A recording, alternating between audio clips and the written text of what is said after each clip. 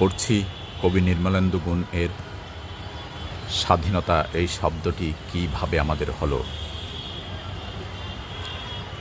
একটি কবিতা লেখা হবে, তার জন্য অপেক্ষার উত্তেজনা নিয়ে লক্ষ লক্ষ উন্মত্ত অধীর ব্যাকুল বিদ্রোহী শ্রোতা বসে আছে ভোর থেকে জনসমুদ্রের উদ্যান সৈকতে। কখন আসবে কবি? এই শিশু পার্ক সেদিন ছিল না, এই বৃক্ষে ফুলে শোভিত উদ্যান সেদিন ছিল না, এই তন্দ্রাচ্ছন্ন বিবর্ণ বিকেল সেদিন ছিল না। তাহলে কেমন ছিল সেদিনের সেই বিকেল বেলাটি? তাহলে কেমন ছিল শিশু পার্কে, বেঞ্চে, বৃক্ষে, ফুলের বাগানে ঢেকে দেয়া এই ঢাকার হৃদয় মাঠখানেই? জানি সেদিনের সব স্মৃতি মুছে দিতে হয়েছে উদ্যত কালো হাত। তাই দেখি কবিহীন এই বিমুখ প্রান্তরে আজ কবির বিরুদ্ধে কবি, মাঠের বিরুদ্ধে মাঠ, বিকেলের বিরুদ্ধে বিকেল, উদ্যানের বিরুদ্ধে উদ্যান, মার্চের বিরুদ্ধে মার্চ। হে অনাগত শিশু, হে আগামী দিনের কবি, শিশু পার্কের রঙিন দোলনায় দোল খেতে খেতে তুমি একদিন সব জানতে পারবে। আমি তোমাদের কথা ভেবে লিখে রেখে যাচ্ছি সেই শ্রেষ্ঠ বিকেলের গল্প।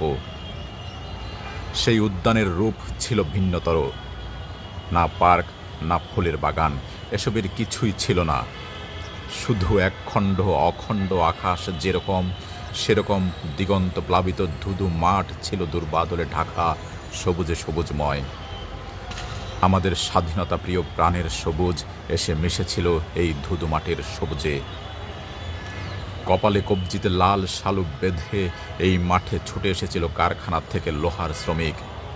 নাঙ্গল জোয়াল কাঁধে এসেছিল ঝাঁক বেঁধে উলঙ্গ কৃষক। পুলিশের অস্ত্র কেড়ে নিয়ে এসেছিল প্রদীপ্ত যুবক। হাতের মুঠোয় মৃত্যু, চোখে স্বপ্ন নিয়ে এসেছিল মধ্যবিত্ত, নিম্ন মধ্যবিত্ত, করুণ কেরানি, নারী, বৃদ্ধ, বেশ্যা, ভবঘুরে আর তোমাদের মতো শিশু পাতাকোড়ানিরা দল বেঁধে। একটি কবিতা পড়া হবে, তার জন্য কি ব্যাকুল প্রতীক্ষা মানুষের। কখন আসবে কবি? কখন আসবে কবি?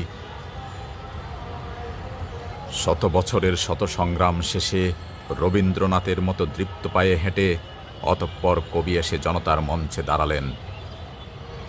তখন পলকে দারুণ ঝলকে তরিতে উঠিল জল, হৃদয়ে লাগিল দোলা, জনসমুদ্রে জাগিল জোয়ার, সকল দুয়ার খোলা। কে রুদে তাহার বজ্রকণ্ঠবাণী, গণসূর্যের মঞ্চ কাঁপিয়ে